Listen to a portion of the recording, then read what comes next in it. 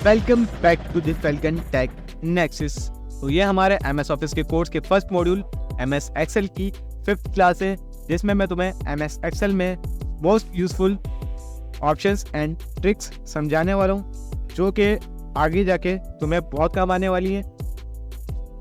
तो चलते हैं अपनी वीडियो की तरफ।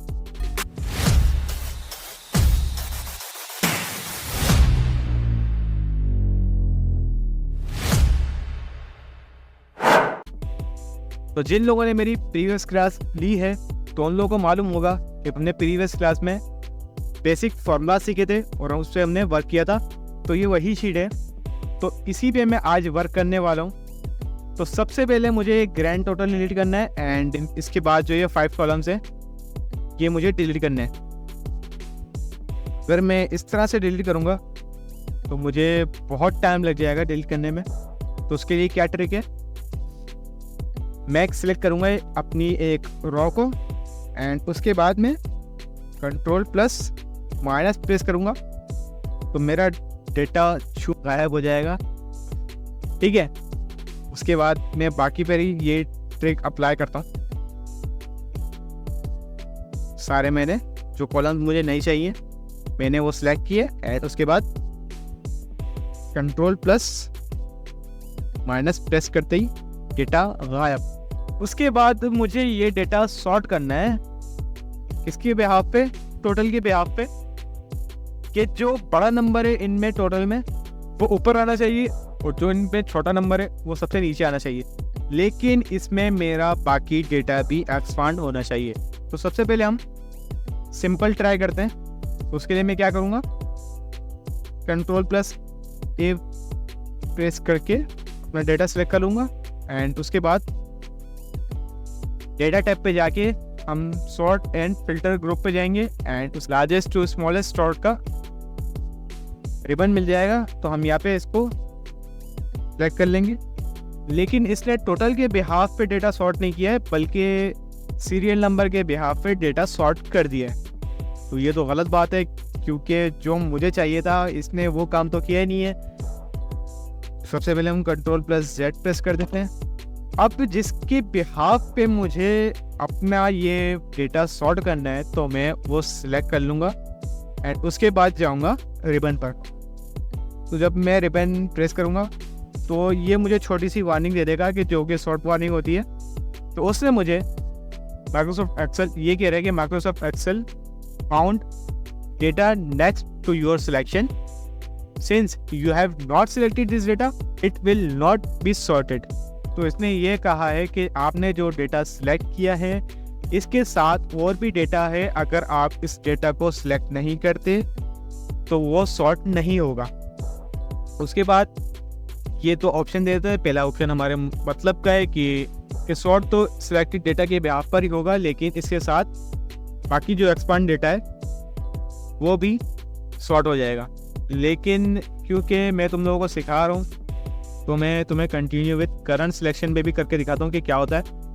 इस पे होगा ये कि सिर्फ जो हमने डेटा सिलेक्ट किया है ना सिर्फ वही सॉर्ट होगा, बाकी जो दूसरा डेटा है ये इसको बिल्कुल भी नहीं छेड़ेगा। ये सिर्फ उसी डेटा को सॉर्ट करेगा जो हमने सिलेक्ट किया है। तो ये ऑप्शन हमें नहीं चाहिए भाई, तो हम इसको Ctrl+Z प्रेस करके अनडू कर देंगे एंड उसके बाद दोबारा से सॉर्ट की पे जाएंगे एंड इसके बाद एक्सपेंड द सिलेक्शन पे सिलेक्ट करके उसके बाद सॉर्ट करेंगे तो जादू हो जाएगा। और जादू क्या होगा आप खुद देख सकते हो कि टॉप वाला खुद ब खुद ही ऊपर आ चुका है, और ना ही अब इसने सीरियल नंबर की बिहाफ पे किया है, ना ही इसने सब्जेक्ट के किसी बिहाफ पे किया है। इसने बिहाफ किया है तो टोटल मार्क्स की बिहाफ पे किया है। तो उसके बाद मैं क्या करता हूँ, यहाँ पे एक कॉलम इंसर्ट कर देता हूँ एंड कॉलम इंसर्ट करने के बाद मैं यहाँ पे CD टाइप कर देता हूँ। उसके बाद हम सिटी ले लेते हैं कराची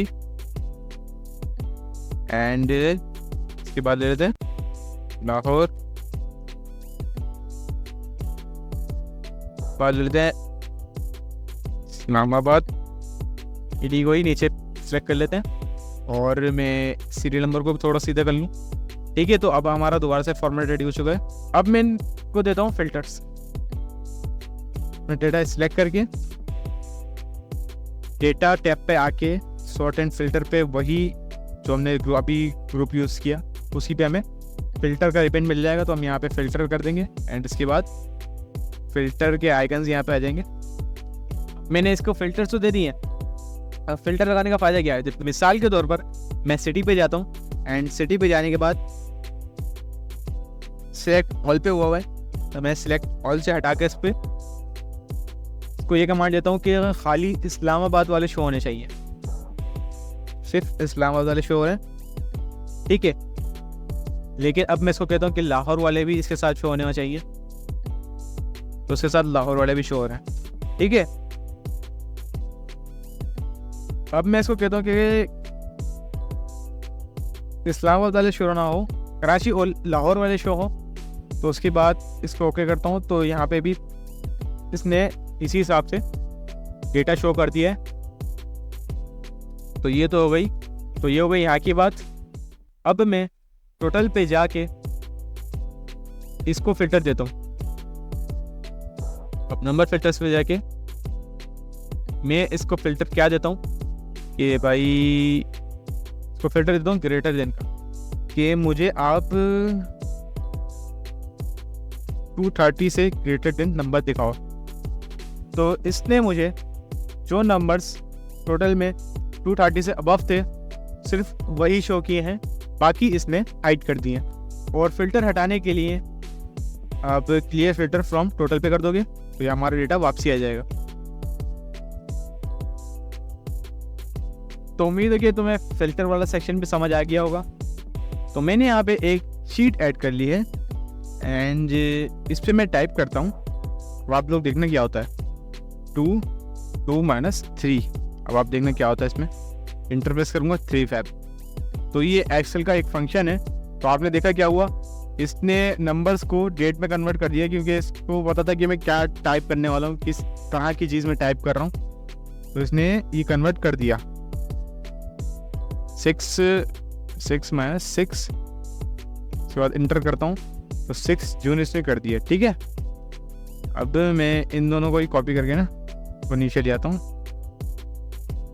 और मैं इसको काफ़ी लंबा कॉपी करता हूँ। 105 नंबर मैंने कॉपी कर दिए, ठीक है। तो उसने क्या किया है, जितना फासला 3 फरवरी और 6 जून के अंदर था उतना ही फासला इसने बाकी डेट्स में भी देता चला गया, ठीक है। अब जो मैं तुम्हें ऑप्शन बताने जा रहा हूँ ये सबसे अहम ऑप्शन है और ये मैजिकल ऑप्शन है। आपको यकीन नहीं होगा कि एक्सेल में भी एआई काम करता है। तो मैं क्या करता हूँ, मैं यहाँ पे टाइप करता हूँ 3 एंड उसके बाद Ctrl+E टाइप करने पर आप देखना क्या होता है, क्या हुआ 3 3 6 6 8 8 9 9 13 13 15 15 16 16।